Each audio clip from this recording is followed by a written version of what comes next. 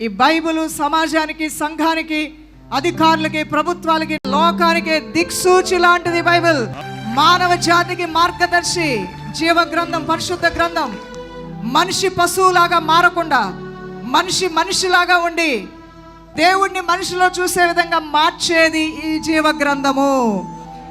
నిన్ను పాపాల నుంచి విడిపించి నిన్ను పరలోక రాజ్యానికి చేర్చి మరణమే లేనటువంటి నీ ఆత్మని పరలోక రాజ్యాన్ని చేర్చేది జీవ గ్రంథము. ఆదివారం వస్తే బైబిల్ పట్టుకొని చర్చకి రావాలి. తప్పు చేస్తే బాధపడాలి. తాగుబోతులాగా బ్రాందీ షాపులకు వెళ్తే బాధపడాలి. సిగరెట్ తాగితే సిగ్గుపడాలి. బైబిల్ నీ గౌరవ మర్యాదలు తెచ్చి పెడుతుంది. అవును, మాటలోను, చూపులోను, క్రియలోను, ప్రవర్తనలోను, పరిశుద్ధతలోను పెద్దలకి చిన్నలకి నిన్ను మాదిరిగా నిలబెట్టి నీ గౌరవ మర్యాదల్ని అధికం చేసేది జీవ గ్రంథము, పరిశుద్ధమైన బైబిల్ గ్రంథం.